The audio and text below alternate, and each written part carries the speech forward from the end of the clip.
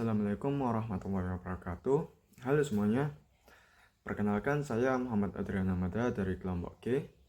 Pada kesempatan dan presentasi kali ini, saya yang akan menjadi moderator mewakili kelompok G.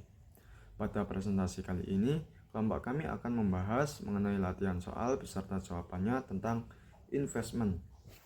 Sebelum itu, perkenalkan terlebih dahulu anggota kelompok kami. Yang pertama ada saya sendiri, Muhammad Adrian Hamada dengan NPM akhir 138. Yang kedua ada Farah Aprilia Cynthia Bella dengan NPM akhir 245. Yang ketiga ada Bagas Hendrawan dengan NPM akhir 248. Dan yang terakhir ada Anggita Rahma Putri dengan NPM akhir 249. Baik, kali ini saya akan menjelaskan mengenai soal dari P17.1, di mana soal ini mengenai debt investment, itu dapat dilihat dari soal di sini di mana adanya amortisasi terkait obligasi Spengler Company berjarak waktu 5 tahun senilai dengan 100.000 dolar dengan tingkat bunga atau bond 7% dan hasil 5% dibeli pada tanggal 31 Desember 2019 harga 108.000.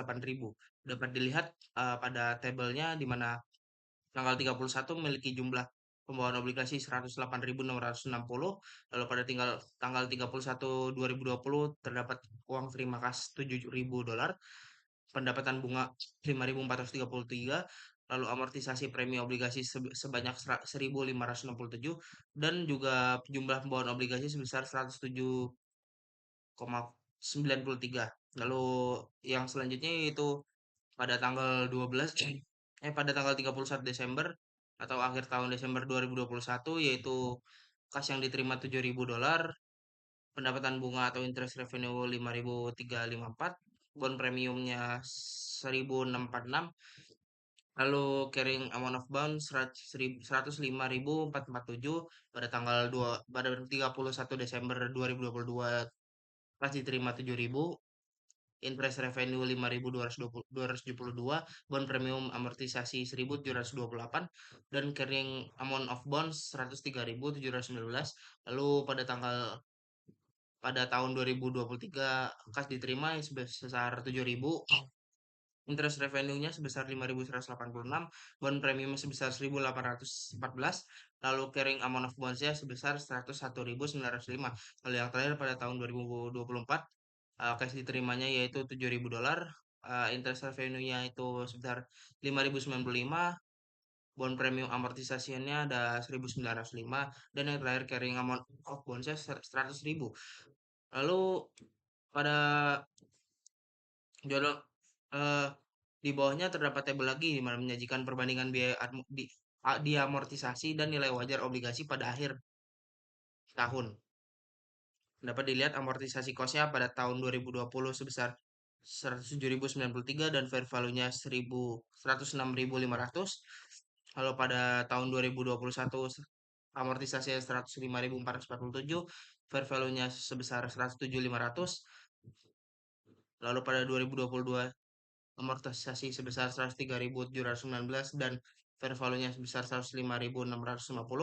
Lalu pada tahun 2023 amortisasi sebesar 10905 dan fair value sebesar 103.000, dan pada tahun 2024 amortisasi dan fair value-nya berada pada angka 100.000 dolar. Nah, untuk instruksinya sendiri atau instruksi pengerjaannya itu buatlah jurnal untuk mencatat pembelian obligasi tersebut pada tanggal 31 Desember 2019 dengan asumsi obligasi tersebut diklasifikasikan sebagai investasi yang disimpan untuk koleksi. Lalu B, siapkan jurnal atau entry yang terkait dengan obligasi yang disimpan untuk ditagih pada tahun 2020. Lalu yang C, mempersiapkan jurnal yang terkait dengan biaya obligasi yang disimpan untuk ditagih pada tahun 2022. Lalu yang D, membuat jurnal untuk mencatat pembelian obligasi dengan asumsi obligasi tersebut diklasifikasikan dengan sebagai obligasi perdagangan. Lalu yang E, menyiapkan jurnal yang terkait dengan obligasi tahun 2020 dengan asumsi yang pertama yaitu trading atau diperdagangkan, lalu yang kedua yaitu held for collection and selling atau dimiliki untuk pengumpulan dan penjualan atau HFCS. Lalu yang F dan yang terakhir yaitu mempersiapkan jurnal untuk perdagangan yang terkait dengan obligasi perdagangan atau trading pada tahun 2022. Nah, pada pengerjaannya sendiri yaitu untuk A-nya yaitu pembuatan jurnalnya pada 31 Desember pada tahun 2019, debt investment-nya berada pada kredit sebesar 108.660 dolar dan pada cash-nya pada kredit yaitu 108.660 dolar juga. Lalu pada 31 Desember pada tahun 2020 terdapat cash sebesar 7.000 dolar pada debit, lalu ada debt invest, lalu ada akun debt investment dan interest revenue debt investment sendiri sebesar 1.567 dolar di kredit dan interest revenue sebesar 5.433 dolar di kredit juga. Pada pembuatan jurnal pada tahun 2021 yaitu cash sebesar 7.000 dolar di debit, lalu ada debt investment sebesar 1.728 dolar di kredit, lalu yang terakhir ada interest revenue sebesar 5.272 dolar di kredit. Lalu yang D yaitu mencari jurnal pada mencari debt investment pada tahun 2019 yaitu jurnalnya yaitu debt investment pada debit sebesar 108.660 dolar, lalu cash pada kredit sebesar 108.660 dolar juga. Lalu yang E yang dimana soalnya yaitu menyiapkan jurnal untuk obligasi tahun 2020 dengan asumsi trading dan juga held for collecting and selling, dimana pada tradingnya sendiri nanti ada fair value adjustment di debit sebesar 593 dolar dan unrealized holding gain or loss income atau pendapatan atau rugi pendapatan pada kredit sebesar 593 dolar. Lalu yang selanjutnya itu ada held for collecting and selling menjurnalnya yaitu cash pada debit sebesar 7.000 dolar, lalu debt investment pada kredit sebesar 1.567, lalu ada interest revenue sebesar 5.433 dolar pada kredit. Lalu soal yang F yaitu menyiapkan jurnal terkait obligasi perdagangan untuk tahun 2020 yaitu mencari 2022 yaitu trading bonds-nya terdapat Spengler Company 7% bonds di amortisasi cost-nya yaitu sebesar 103.719 dolar, lalu di fair value-nya sebesar 105.650 dolar, lalu unrealized gain or loss-nya yaitu sebesar 1.931 dolar pada previous security. Lalu selanjutnya ada previous securities for value adjustment yaitu terdapat di unrealized gain or loss-nya yaitu sebesar 2.053 dolar. Lalu ada fair value adjustment-nya sebesar minus 122 dolar pada unrealized gain or loss.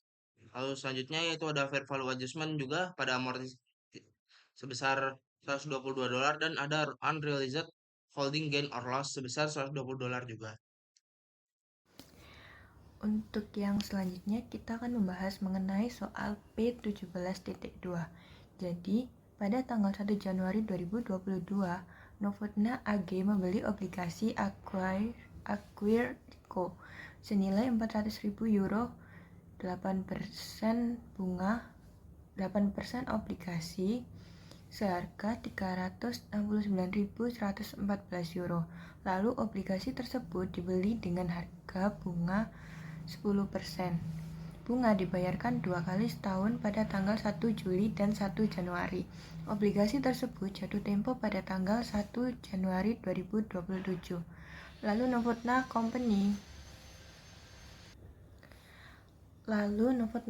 ini tuh berencana untuk menahan obligasi tersebut guna memperoleh arus kas kontraktual. Pada tanggal 1 Januari 2024, Novotna Company menjual obligasi tersebut seharga 370.726 euro. Telah menerima bunga untuk memenuhi kebutuhan likuiditasnya. Lalu ada beberapa instruksi dari mulai A dan E yang akan kita bahas di slide selanjutnya.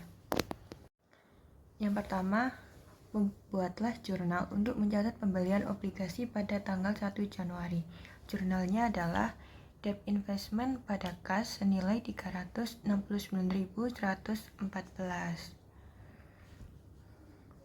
Lalu yang B Siapkan jadwal amortisasi untuk obligasi. Berikut adalah tabelnya.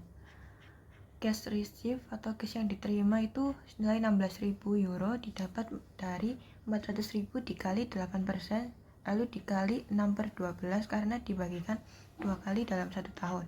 Lalu interest revenue-nya 18.456 didapat dari 369.114 dikali 10%,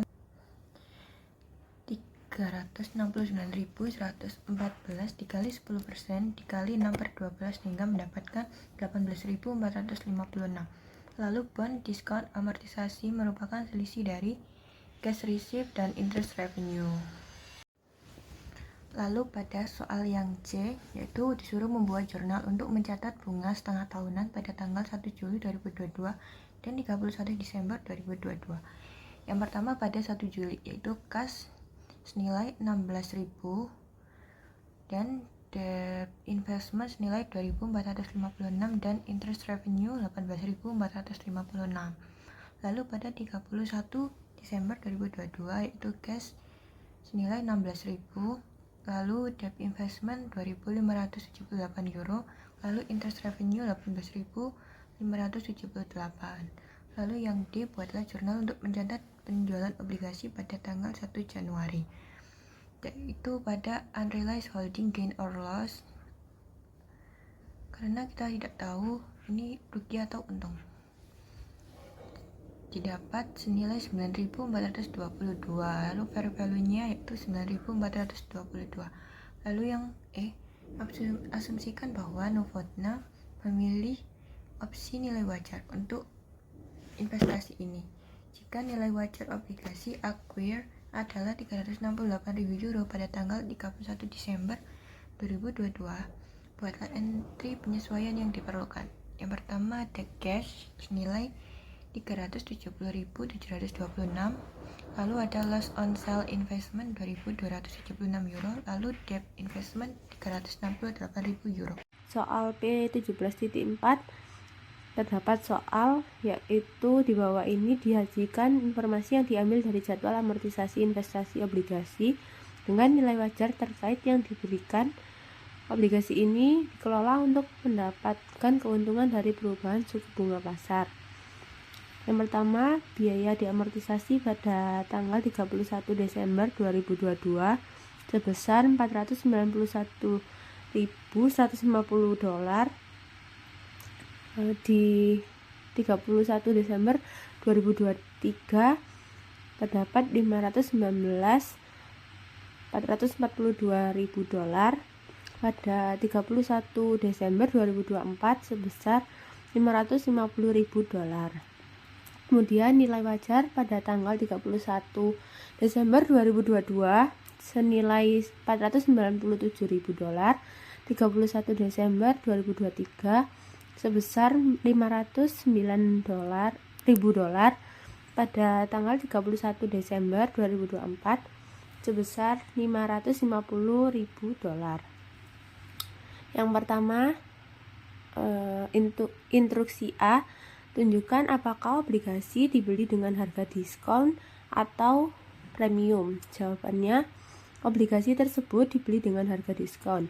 Artinya, obligasi tersebut dibeli dengan harga di bawah nominalnya karena biaya amortisasi obligasi meningkat dari $491.150.000 menjadi $550.000. Pada instruksi B, siapkan entry penyesuaian untuk mencatat obligasi pada nilai wajar pada tanggal 31 Desember 2022. Akun penyesuaian nilai wajar memiliki saldo debit sebesar $1.000 sebelum penyesuaian. Portofolio investasi utang dapat diperoleh dari investasi obligasi pada perolehan diamortisasi sebesar $491.150.000, nilai wajarnya $497.000. Kemudian keuntungan yang belum direalisasi $5.850 didapat dari $497.000 dikurangi dengan $491.150.000. Kemudian $5.000 $850 ditambahkan dengan saldo debit sebesar $1.000. Jadi nilai wajar yang disesuaikan sebesar 4.850. Penyesuaian nilai wajar efek sebesar $4.850 pada debit. Kemudian keuntungan atau kerugian yang belum direalisasi sebesar $4.850 pada kredit. Pada instruksi C, siapkan entry penyesuaian untuk mencatat obligasi pada nilai wajar pada tanggal 31 Desember 2023.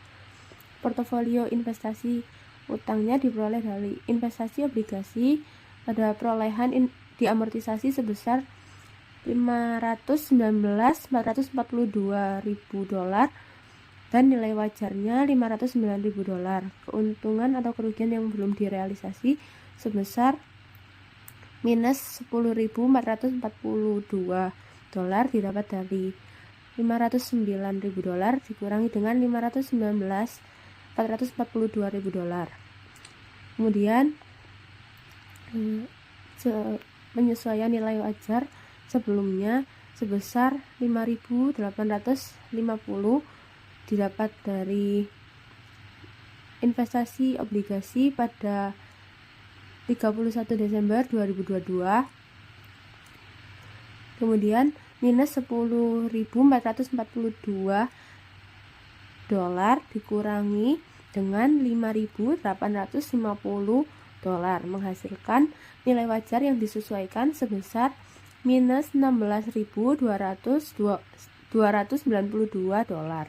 Kemudian pada jurnal 31 Desember 2023, keuntungan atau kerugian yang belum direalisasi sebesar $16.292 pada debit dan penyesuaian nilai wajar efek sebesar $16.292 pada kredit. Pada instruksi D, ulangi persyaratan untuk C dengan asumsi investasi tersebut dimiliki dengan strategi yang ditujukan untuk dikoleksi dan dijual. Jurnalnya penyesuaian nilai wajar efek sebesar $16.292 pada debit dan keuntungan atau kerugian yang belum direalisasi sebesar $16.292 pada kredit. Terima kasih kepada rekan-rekan saya atas pemaparan yang informatif mengenai latihan soal beserta pembahasannya tadi.